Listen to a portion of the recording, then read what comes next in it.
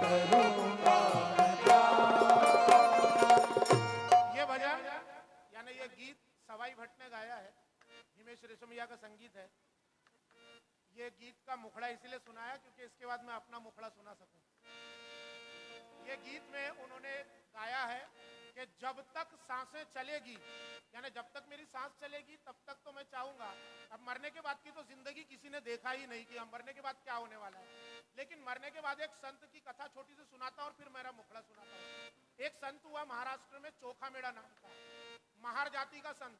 महार जाति का वो हर साल पंढरपुर की वारी करता था, हर साल। उसको कभी ब्राह्मणों ने अंदर आने नहीं दिया, कभी नहीं दिया भगवान के दर्शन करने। महाद्वार के बाहर खड़े रह करके वो पंढरपुर के भगवान को देखते रहता था, और जो लोग आना जाना करते थे उसमें से अगर एक आधी बंदा थोड़ा सरक जाए तो भगवान की थोड़ी सी झलक दिख जाती थी। वो है चोखामेड़ा। भगवान जब वो अपने गांव में कुछ काम कर रहा था तो बारिश वारिश आई, तूफान आया, दीवार के नीचे दबकर चोखामेड़े मर गए। तो भगवान ने वहां पर एकनाथ महाराज को दृष्टांत दिया कि चोखामेड़ा मर गया है, तू जा और उसकी अस्थियां लेकर के आ। अब वहां से वो निकलते, चोखामेड़ा के गांव जाते, तब तक तो सब कुछ वारे न्यारे हो जाते। तो भगवान ने उन्होंने पूछे एकनाथ महाराज ने कि भाई मैं जाऊंगा तो जरूर, लेकिन वो तो मर गया, लेके क्या आऊंगा? तो बोले तू जा, अस्थियां मिल जाएगी तेरे को। फिर एकनाथ महाराज ने पूछे कि अस्थियां कैसे मिलेगी मुझे, सब तो खत्म हो जाएगा। तो वो जाकर के बोले तू जा, वहां पर पत्थरों के नीचे जहां भी वो मलबा पड़ा होगा तू खोजना, जिस अस्थि में से तेरे को विट्ठल विट्ठल की आवाज आएगी वही चोखामेड़े की अस्थियां होंगी। एकनाथ महाराज गए और ढूंढा उन्होंने बहुत कुछ, तो वहां पर सही में कुछ अस्थियां ऐसी मिली जिनमें से तब उस समय भी भगवान का नाम निकल रहा था, विट्ठल विट्ठल। चोखामेड़ा की अस्थियां वहां से ले जाई गई, और आज भी पंढरपुर के महाद्वार के बाहर जहां वो खड़े रहते थे, एकनाथ पायरी के नीचे, वहां पर अभी भी चोखामेड़ा की समाधि बनी हुई है। अभी भी अंदर तो अनुमति नहीं है, लेकिन भगवान ने उनको ऐसी जगह बैठा दिया कि तुमको उसके बगैर अंदर जाते ही नहीं बनता।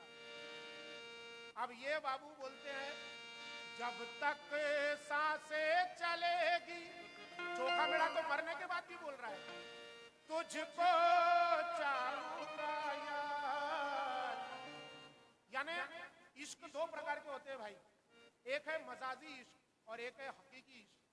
मजाजी इश्क वो है जो हम लोगों से प्रेम करते हैं, बीवी की या किसी लड़की से प्रेम कर लिया, उसकी झुर्रियां लटकने लगी तो हमारा प्रेम खत्म हो जाता है, किसी को बुढ़ापा आ गया तो हमारा प्रेम खत्म हो जाता है। और हकीकी इश्क वो है जो मरने के बाद भी कई कई जन्मों तक रहता है। हकीकी इश्क वो है, वो केवल परमात्मा से ही हो सकता है।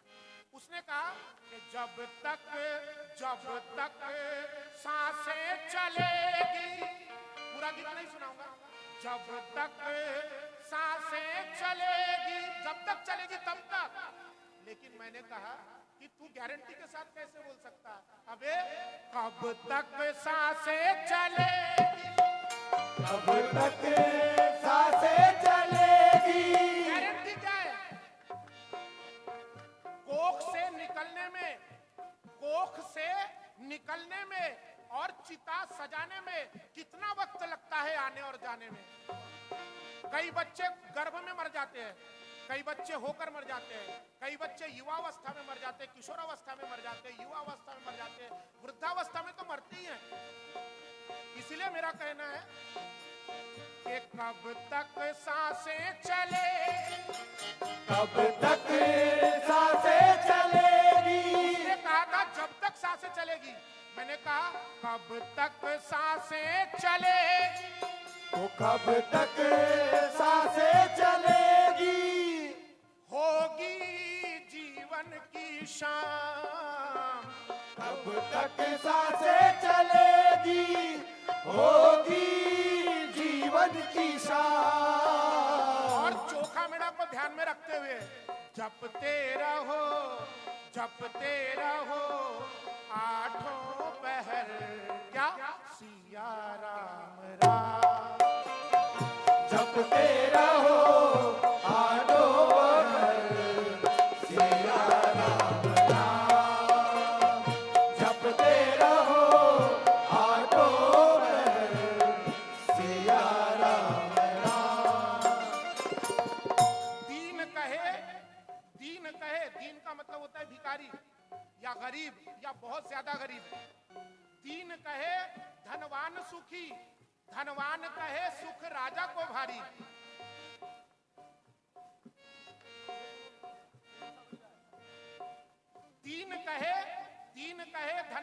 सुखी धनवान कहे सुख राजा को भारी, और राजा कहे महाराजा सुखी, महाराजा कहे सुख इंद्र को भारी।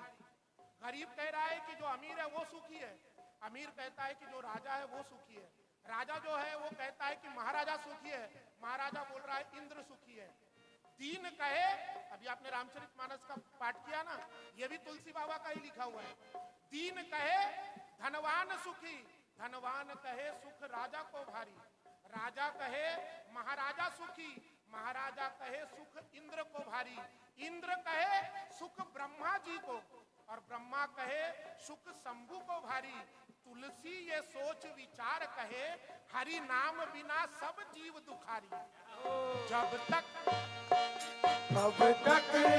सांसें चलेगी, तुलसी ये सोच विचार कहे, हरि नाम बिना सब जीव दुखारी, दुख में सब। इसीलिए अब कब तक सांसें चलेगी, जीवन की शान